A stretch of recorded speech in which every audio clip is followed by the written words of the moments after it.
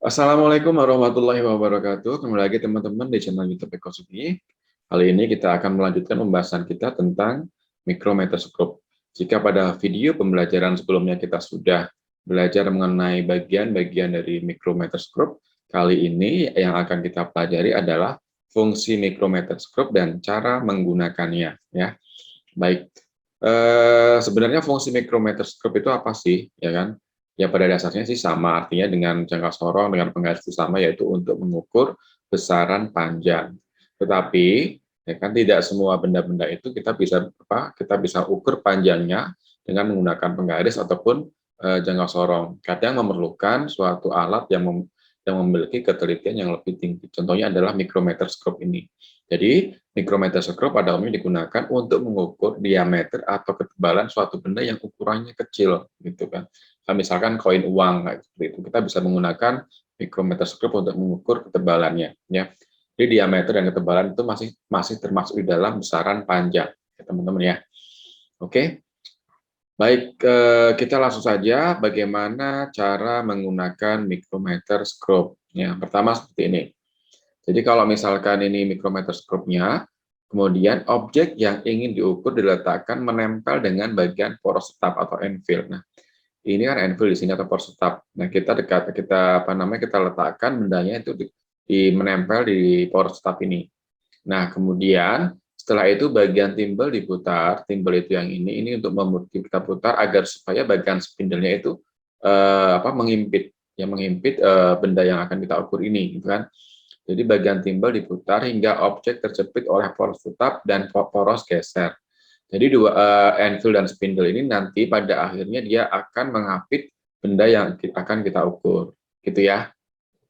Jadi saya ulangi lagi tadi, benda yang akan kita ukur ditaruh di poros tetap, kemudian kita gerakkan spindle atau poros geser ini dengan memutar bagian timbel, ya, agar supaya dia bisa mengimpit benda yang akan kita ukur. Nah, kemudian setelah selesai sudah terhimpit seperti ini, bagian ratchet dapat diputar untuk menghasilkan perhitungan yang lebih presisi dengan menggerakkan poros geser secara perlahan. Nah, ratchet dan bagian ini kita putar, ya kan? Sebenarnya sama seperti timbal, cuma dia itu lebih perlahan, gitu kan? Dan ininya pasti dia lebih sedikit, gitu kan, untuk perubahan tekanan yang atau untuk menghimpit benda yang akan kita ukur seperti itu. Secara perlahan sampai kita dapatkan benar-benar benda itu sudah terhimpit dengan sempurna seperti itu. Setelah yakin bahwa objek benar-benar terjepit di antara kedua poros, hasil pengukuran dapat dibaca di skala utama dan skala Cornelius. Nah, kalau ini kita sudah yakin bahwa ini sudah terjepit dengan baik seperti itu. Nah, setelah itu kita baru dapat membaca bagian skala utama dan skala Cornelius sebagai hasil pengukuran dari benda yang kita ukur tersebut, seperti itu. Jadi mudah ya, seperti tadi ya.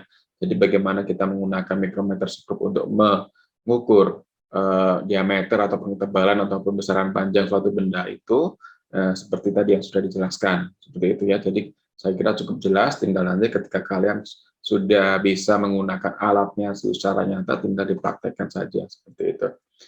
Nah, teman-teman, mungkin untuk kali ini penjelasan kita hanya sekedar fungsi daripada mikrometerskop dan juga bagaimana cara kita untuk menggunakan mikrometerskop. Cukup mudah sekali ya. Semoga ini bisa memberikan manfaat kepada teman-teman semuanya.